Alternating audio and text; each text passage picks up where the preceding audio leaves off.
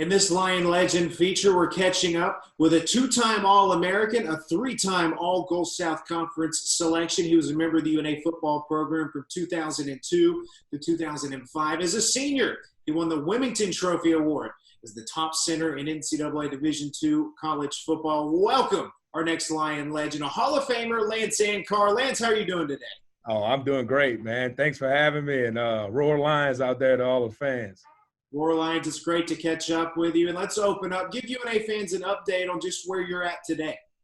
Okay, well, actually, when I got done at UNA, spent many years playing arena ball, coaching, but, to kind of further along, was coaching and teaching out in Atlanta and got an opportunity to intern at Alabama. And from there in 2013 was at Alabama. From 2013 to 2017, went to South Alabama in 2017 and just left there this January to come up to Ole Miss. I have, three beautiful kids. My wife, Lauren, who I met at UNA. So, to be honest with you, it's great to do this because UNA is a special place to me, and everything that, is possible now with my family all happened at UNA. So it's just, it's a great place for me. We're going to jump into your UNA career, your professional career, and some more of your coaching career as well. A four-year letterman from 02 to 05. You're part of Mark Hudspeth's first signing class in 2002. Go back to the recruitment process. What sold you on UNA? To be honest with you, the tradition, but it was just the coaches that they were bringing in, the players that I heard they were bringing in, and, the whole thing was, to bring UNA football back, but also to bring in some talent, as coaches. And, it was going to be a fun place to play at. It was going to be home of the Division II national championship at that time. So there was a lot of things in its favor as far as especially being a D2 program that you don't see in other D2 programs. It was way above and beyond every other place that we went to. And then Florence in general, it's just a great place to live. So, just all of those different things combined sold me on it. But I also had one of my great friends, Fred Wilkins. We went to the same high school, so he was going up there also. So it was just a lot of different factors, but, it was probably one of the best decisions I've made. Let's jump into the 2003 season. Your sophomore year, you're starting. You're an all-conference selection. You guys make that great run to the semifinals. What are some of your favorite moments from that season? As I was watching the 2003, reunion that you had, I think the main thing was, as those guys were hitting on, we knew we had a good team. We just didn't know how good. And, I don't know if anybody mentioned it in there, but Stillman had beat whoever it was the week before they played us, and they beat them like 50, 60 to nothing, so we're like, wow. And then we didn't have any film on Stillman. So we're like, man. And then when we beat Stillman, it was kind of like, hey, are we good or are they just bad? And then that Jacksonville State game, as Will and all the rest of those guys, when we were in the locker room, it was just like, hey, we know we're good. And, that was a huge moment. Y'all talked about the Southern Arkansas game. That was a huge one because, as the adversity that we had to face. Who else? The Valdosta game, obviously, the whole monkey situation too. It just made it that much sweeter. Just so many moments. And obviously just the guys, we had great guys on that team. We were great teammates to each other. And that's something about Florence also, which Will hit on. We were just such a tight-knit group. Florence didn't have, on the rocks and all of this other stuff back then. So we all hung out together. That was it. So after games, we were going by Will's house, hanging out together. So we were just brothers, and a lot of us were hours and hours of, from our family. So that was a huge family for us. Your highly decorated career really took off your junior year. You were an All-American, the first time of being a two-time All-American. Taking home that honor in year three, just how special was it to you? Yeah, it was real special just because, I realized then that you had to be part of good teams in order to get those individual accolades.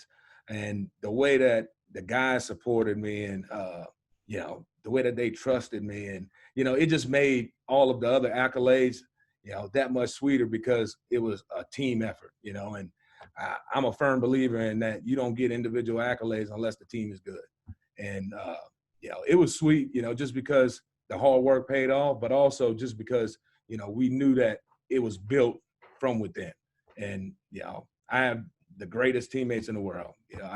I love those guys and still talk to them today. So, those guys went from teammates to brothers, but it was great, just because, the hard work paid off, and that's what you worked for when you left high school, is to be an All-American and to play at, a high level and compete for trophies. Another great team, your senior year of 2005. Again, you were an All-American. Take us into that semifinal run. Just what do you remember about that great year?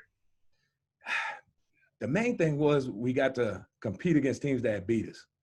And we lost 3 games that year, I want to say, starting out. And it was all by 7 points. So it was all close games. We lost to Valdosta by a field goal early in the year. Then we lost to Central Arkansas by a field goal. So when we were able to play those guys again in the playoffs, it made that season that much sweeter because you got to get revenge, or as our coaches used to say, redemption, because we got to redeem ourselves from those losses early in the year. So just to do it with those guys and to do it the way we did and to redeem ourselves, it made that season sweet. Into that year, you picked up the Remington Trophy as the top center in Division II football. Now, I know you had to work really hard to get that, but that honor, just how big was it? Oh, it was huge. I still remember the phone call from Jeff, and, he was calling me, and he was like, "You know why I'm calling?" I was like, "Nah, I really don't." But he was like, "Man, you won the Remington Award for Division II." And I was like, "Wow," and just a surreal moment, because I was actually walking to class, and you're on UNA's campus. It just made it that sweet. And, like I said before, those type of awards don't happen without being on great teams and having great guys around you. And offensive line is a unit. One guy can mess up and the other 4 guys can get pancakes. Well, guess what? It goes down as a sack. So when you got a bunch of guys that are gritty and tough around you, you don't want to let them down. And I love those guys. It was fun to play with them, and we had a lot of fun, whooping up on some people at the same time. So you're part of the group that helped put UNA back in the map in the early 2000s. 33-16 record in your 4-year career, 2 semifinal appearances, 2-time All-American, the big Remington Trophy Award. I mean, also just looking back, anything else jump out at you from your UNA career? Just the camaraderie. It was more than a team. It was more than football. It was a brotherhood. Actually, Coach Terry Tillman, we started our own fraternity, and it was foot five, so it was just more than ball to us. We loved playing ball. We loved each other. And, that's something that I cherish about UNA. It was a bunch of guys that weren't the most talented, weren't the most decorated coming out of high school, but they just loved the game of football. And we loved to compete against each other. And as those guys said in 2003, and I know 2005, the same thing, the practices were much harder than a lot of those games.